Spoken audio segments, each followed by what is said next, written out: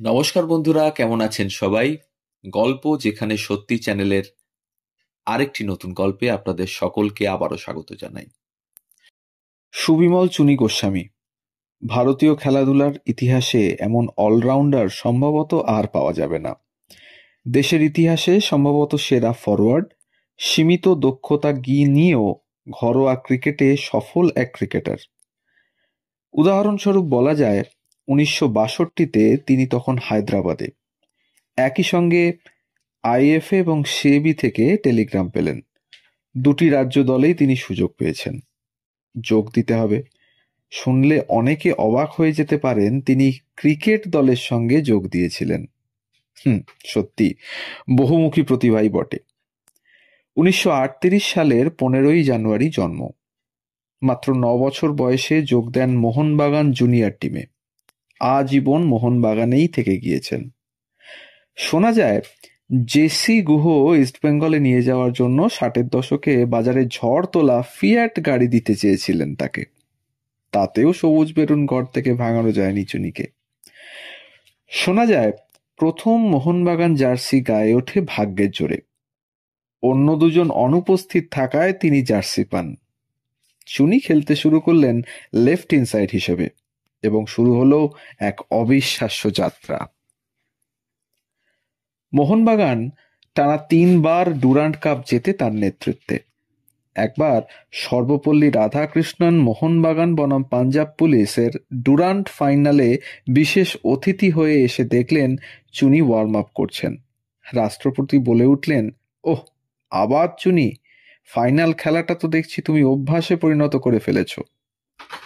15 বছর বয়সে মোহনবাগানের হয়ে খেলেছেন। 6টি ডুরান্ড এবং 10 বার কলকাতা লিগ জয়ী দলের সদস্য তিনি। 1955-এ সন্তোষ ট্রফিতে মহীশূরের বিরুদ্ধে বাংলার হয়ে জয়সূচক গোল করেন পিকে। সেই গোলটি ছিল চুনির থ্রু পাস থেকে। বাংলা তথা ভারতীয় ফুটবলে পিকে, চুনি, বলরাম সেরা 3 রত্ন। কালের নিয়মে আজ 3 জনেই আমাদের মধ্যে নেই। 1956 অলিম্পিক্সে উপেক্ষিত হলেও দ্রুতই টোকিও এশিয়ান গেমস দলে জায়গা করে নেন। তারপরে আর কেউ তার ফুটবল দক্ষতা অগ্রাহ্য করার দুঃসাহস দেখায়নি। জাকার্তায় 1962-তে এশিয়ান গেমসে ভারতীয় ফুটবল দল সোনা জেতে তাঁরই নেতৃত্বে। সম্ভবত চুনির ফুটবল জীবনে এটাই সেরা প্রাপ্তি।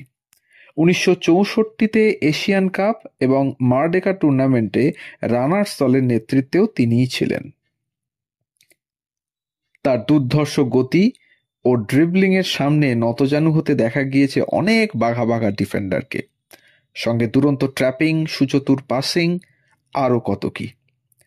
কেউ কেউ মনে করেন সেই সময় চুনির ড্রিবলিং ছিল ব্রাজিলীয় কিংবদন্তিদের সঙ্গে তুলনীয়। যারা তর্ক জুড়তে পারেন তাদের জন্য একটি তথ্য। নিজের সেরা সময়ে ইংল্যান্ডের টটেনহ্যাম হটস্পারের থেকে ট্রেনিংয়ের প্রস্তাব পেয়েছিলেন চুনি। সেই সময় টটেনহ্যাম ছিল লন্ডনের সেরা দল এবং তাদের ম্যানেজার ছিলেন কিংবদন্তি বিল নিকলসন। যে কোনো কারণেই হোক ঐতিহাসিক ক্লাবে যোগ দেওয়া হয়নি চুনির। পরে এই নিয়ে তাকে আক্ষেপ করতেও শোনা গিয়েছে। বলতেন টটেনহ্যামের প্রস্তাবকে গুরুত্বই দেননি।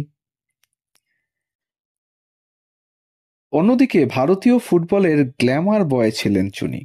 সবসময় নিজেকে সুসজ্জিত রাখতে পছন্দ করতেন। সাউথ ক্লাবে এখনকার দিনে খেললে নিঃসন্দেহে খেলার দুনিয়ায় লগ্নিকারীদের বিশেষ নজরে থাকতেন। উত্তম কুমার, হেমন্ত মুখোপাধ্যায়, এস.ডি. বর্মন থেকে শুরু করে দিলীপ কুমার, প্রাণের মতো তারকারা তার ফুটবলের ভক্ত ছিলেন এবং তাদের সঙ্গে বন্ধুত্বের সম্পর্কও ছিল তার। তবে ফুটবলেরও আগে বাংলার হয়ে ক্রিকেট খেলেন তিনি 1952-53 মরশুমে স্কুল ক্রিকেটে। যদিও চুনির খেলোয়াড় জীবন তাতে শেষ হয়নি, ঠিক করেন এবার আরও বেশি করে ক্রিকেটে মন দেবেন। 1966-তে গ্যারি সোভার্সের বিখ্যাত ওয়েস্ট ইন্ডিজ দলকে হারানোর অন্যতম কারিগর ছিলেন তিনি। 1971-72 মরশুমে তাঁর নেতৃত্বে বাংলা রঞ্জি ফাইনালে ওঠে হেরে যায় মুম্বাইয়ের কাছে। ততদিনে ইডেন দেখে নিয়েছে দুঃসাহসিক চুনিকে। হায়দ্রাবাদের হয়ে খেলা ওয়েস্ট ইন্ডিয়ান ফাস্ট বোলার রয় গিলক্রিস্টকে সামলানোর পরীক্ষা দিতে হয় হেলমেটহীন অবস্থায়। গিলক্রিস্টের খুনে মেজাজ এবং যথেচ্ছ বাউন্সার বিমার ব্যবহারের জন্য যে ম্যাচ কুখ্যাত হয়ে রয়েছে। পঙ্কজ রায়কে বিমার ছুড়ে মারতে গিয়েছিলেন গিলক্রিস্ট। ৬ নম্বরে নেমে ৪১ রান করে ফলো অন বাঁচান চুনি। এহেন নানাবিধ গল্প আপনারা যদি শুনতে চান, আমাদের চ্যানেলটিকে অবশ্যই সাবস্ক্রাইব করুন, পাশে থাকুন, কমেন্ট করুন, শেয়ার করুন। ধন্যবাদ।